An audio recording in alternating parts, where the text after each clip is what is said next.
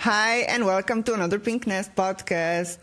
Today I'm having a really amazing guest, Leah, founder of Bravely Together, a membership-based community and coaching hub for medical moms raising critically ill or life-limited children.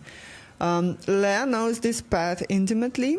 She's also a qualified health coach and EFT practitioner. More about this later. And I think we're up for an amazing episode. And welcome to my podcast, Leah. Hello, thank you so much for having me. First question is always about the beginnings, childhood. What was your childhood like, and what were your early dreams? I'm always curious to hear these answers. So I would say I had a pretty standard childhood for here in the UK. I was quite a quiet child, and I kind of wanted to always kind of be hidden in the background. I didn't really want to be noticed. I was actually born with an upper limb difference, so I was used to people looking at me, and I didn't like it. I think I went through a lot of school just trying to get through without being noticed too much. So doing what I'm doing now is obviously completely different to who I was as a child. But yeah, this is just how life unfolds, doesn't it? You never know. You never know. Becoming a mother, for women, this is, of course, a very special thing. Would you take us back to the moment? And what were your hopes? What were expectations? And how did those early days unfold for you? So I was never one for being particularly maternal. Having children wasn't high on my to-do list. Me and my sister are actually complete opposites. My sister, just right from a really young age, was always the one wanting to look after the younger members of the family, where I was just not interested. She couldn't wait to become a mum, whereas I was just thinking, if it happens, it happens, and if it doesn't, it doesn't. But then I met my husband, and I wouldn't say we were necessarily ready to start a family. I've spoke about this in my own podcast, how actually I kind of felt like it was that societal pressure that once I'd met my husband, and we moved quite quickly. I moved in with him very quickly. He proposed very quickly, and it just kind of felt like that was the next step after getting married. Well, everybody then expects you to have your first child. And there was no reason for us not to. And so I think we just kind of played along with that role. And we were fortunate. We did fall pregnant very quickly. And yeah, before I knew it, I had a little girl. And I was not prepared in any way or form. None of my friends had children. No one else in the family around me had young children. So I did feel very alone, and I just had no idea what I was doing. And I did look to like my mum and other people to really help guide me in those early days. Would you take us to the moment when everything changed for you? Feel free to share how much, of course, you want to share. And I know that it is a challenging topic in a way. So yeah, please take us to this moment. Okay, so my daughter Paige was born. She was happy, healthy. Everything was normal. Health visitors were always happy when they came out and visited. As I said, I was very out on a whim. I didn't really know what I was doing or what to be looking out for. And I did rely on my mum a lot to kind of like help and guide me in those early few months. But I would say probably by the time she got to about 1, I did feel quite settled. I felt quite comfortable. And now I would say that there were lots of early signs that things weren't quite right. But obviously as a new mum, a young mum, I just didn't notice those things at the time. And I don't think, I'm not like putting anything on me there, like I don't think anyone would have picked up on the things that I can now look back on. But it got to about her just before her second birthday, and she'd started to cruise around furniture and things like that. But she hadn't. She just wasn't progressing into taking those independent steps. And now I think I know that I had that mother's intuition that something wasn't right. But because I felt so naive almost, because I was a new mum, because I didn't feel confident in that role yet maybe, I obviously was asking a lot of other people's opinions, and everybody was like, you know, kids all do things in their own time, when they're ready, she's absolutely fine. And so and she was fine, everything else was fine. It was just that little niggle I had as a mother that something just wasn't quite right. And so after her second birthday, that's when I did initially take her to a doctor's appointment. And it just kind of spiraled from there, shall we say. And it took about 6 months to get a final diagnosis for her, during which time I'd actually fallen pregnant with my twin boys. And we got throughout this time she had kind of regressed quite a bit, and there was a lot more noticeable things happening. Her walking had kind of stopped almost completely. She'd gone back to crawling, and so we got that diagnosis of metachromatic leukodystrophy, which is a life-limiting condition. It's a brain degenerative condition, and we were also told at the same time that my pregnancy could potentially be affected as well. So it was a lot to take in a short amount of time. Hearing you speaking, I mean, I was also, I was 23 when I had my first child, my first son, and I can absolutely relate with everything you've said. I also was probably the first one amongst all of my friends that felt pregnant. I was still studying at the time. I think you're relying mostly, like you said, on people's opinions, asking questions, reading online. This was already time when we had internet. So even though it's a long time ago, but still. I think you actually proved that something that I'm really actually fond of, and I'm always, when I'm speaking to new moms or just people in general, how important intuition is. Because I think that we all have this, but we, for various reasons, tend to just sometimes maybe it's nothing, you know. We're programmed like this. But I would really encourage people to follow this more, because I mean, if it's nothing, it's nothing. It's fine. But it's really wrong that we tend to just flagrantly say, I'm not going to try. Just go for it. If it's nothing, really, even the better. But still, I would really encourage people to follow intuition. And I think moms, particularly, we have that.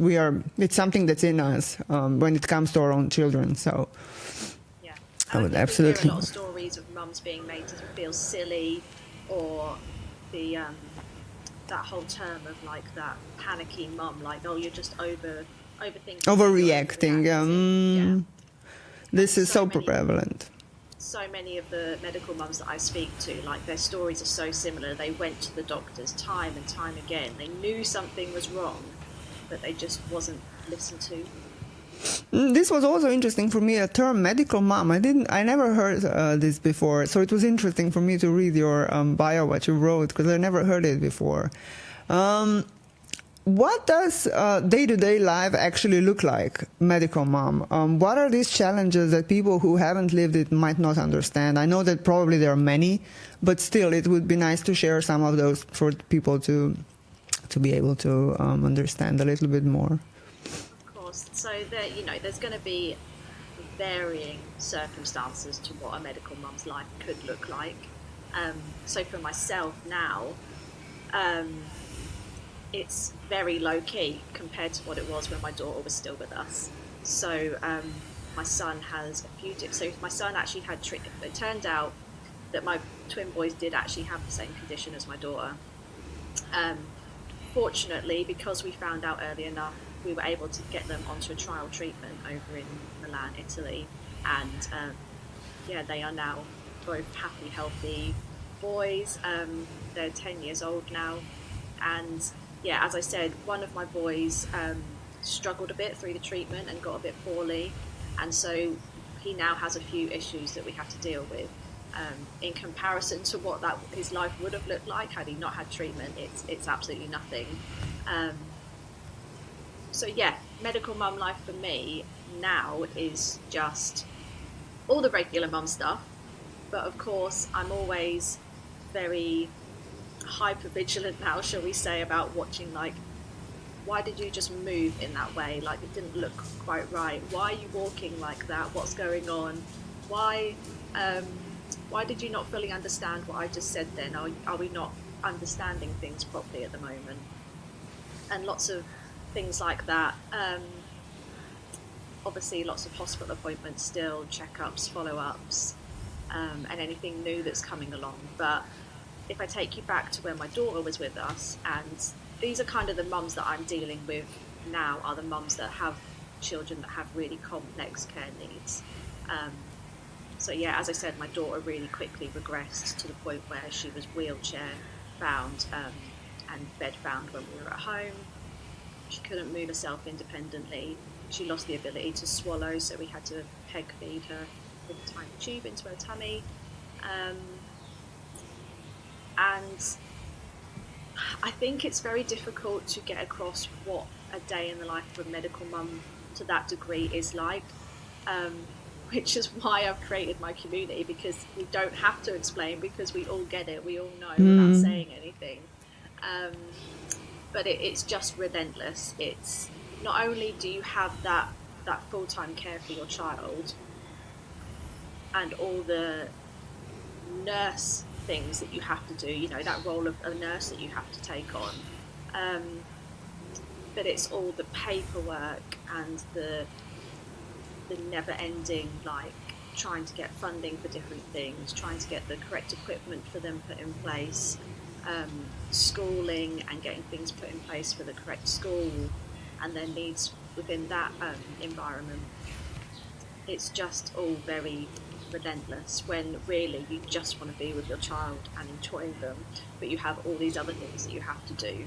And so when it comes to actually having any spare time, you want to spend that with your partner. You want to ensure that you're giving your other children your time and energy and love as well.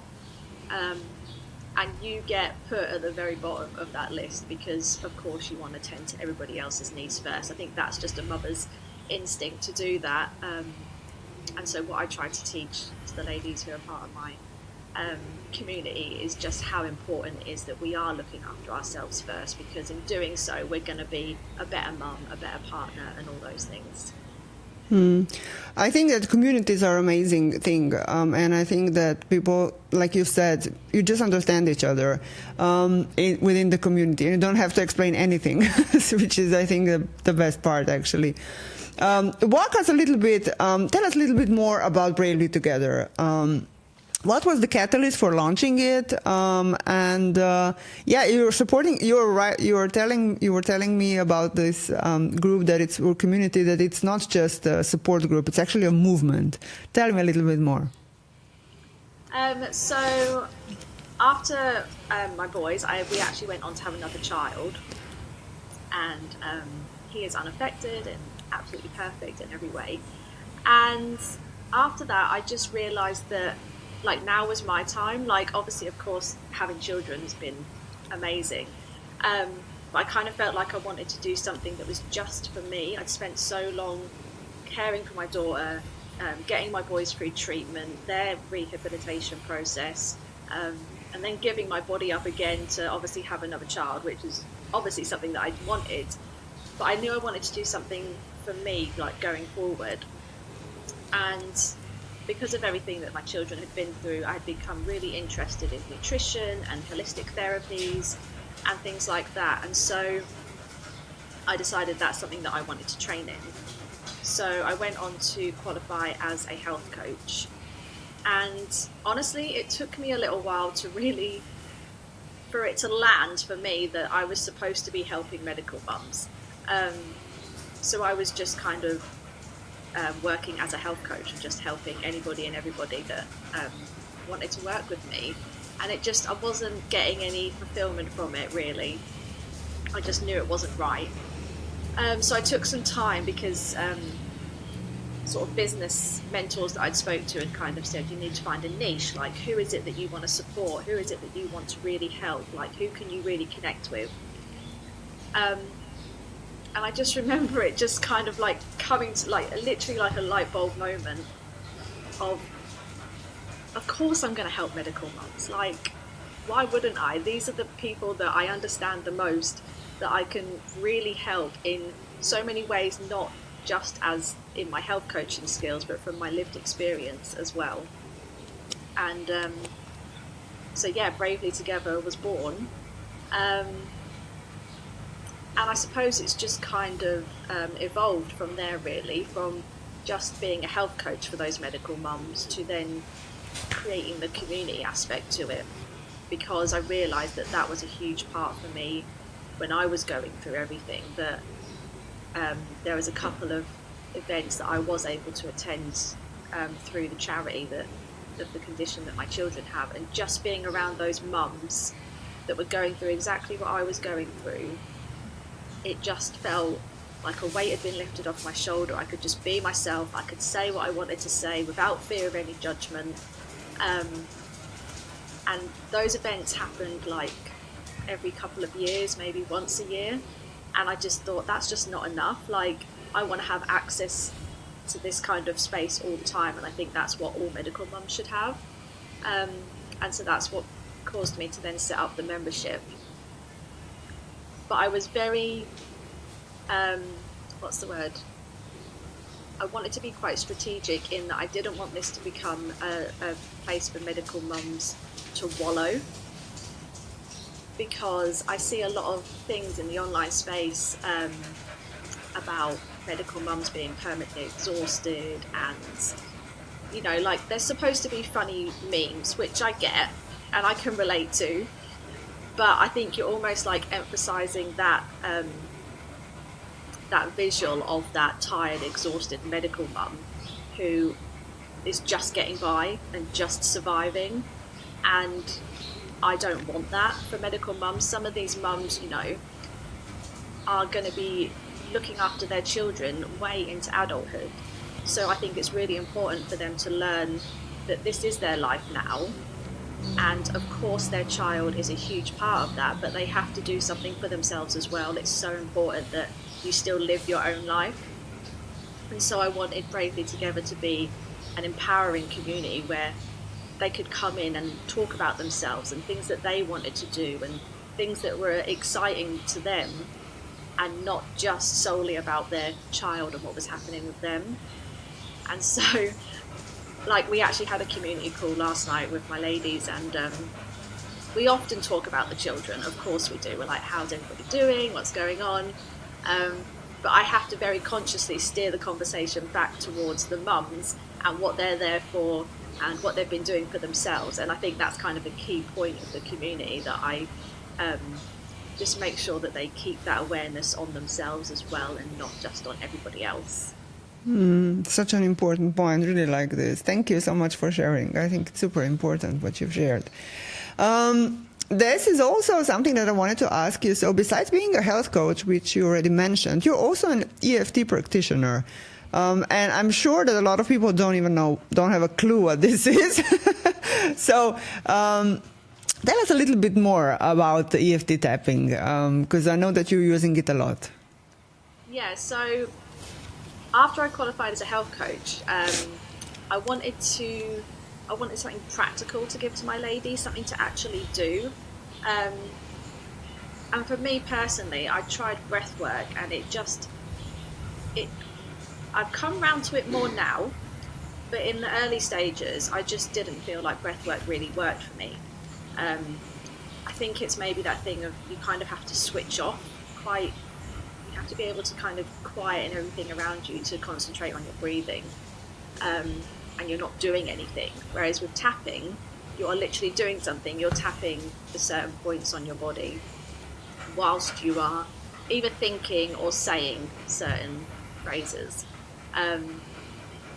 And so the idea is that you're kind of tapping on acupuncture points, like the main acupuncture points.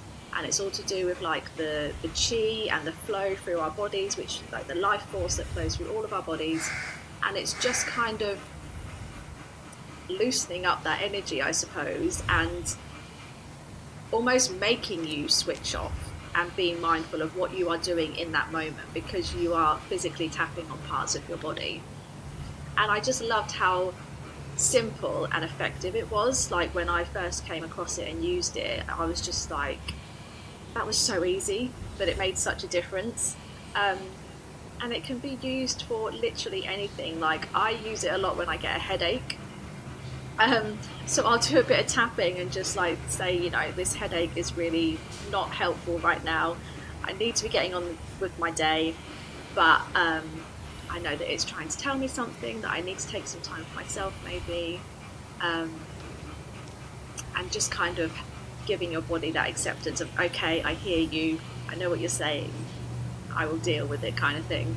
But I love the idea of having some of these tappings available to the medical mums in my community, because it really helps with anxiety and overwhelm as well. So in my mind, I'm like, right, when I'm sitting in a hospital room and I'm waiting for that consultant to come back and give me some results or something, and I'm getting quite anxious, and you're confined to a hospital room, like, what can I do? And I know most of us will sit on our phones and doom scroll, and that's not always going to be the best thing for us, especially in those moments. So I wanted something like practical there for mums to literally have in their hands, and to just tap for a few moments, even if it's just following along with the script that I've given to them and not their own words. It can really just help reduce that anxiety and the pressure, and just kind of bring you back into the moment. And that's just what I loved about it, that it was just so simple. It's not, you know, it doesn't take long to do either, just a few minutes, and it can completely change how you're feeling in that moment. Yeah, and it also focuses back on something that you've mentioned before within the community, taking time for yourself, which is super important, so that the moms actually take this moment for themselves when they can actually focus on themselves. You're also a podcast host, aren't you? Tell me a little bit more about the podcast. What conversation are you having, and what stories are in your podcast? I'm curious. So at the moment, the podcast is...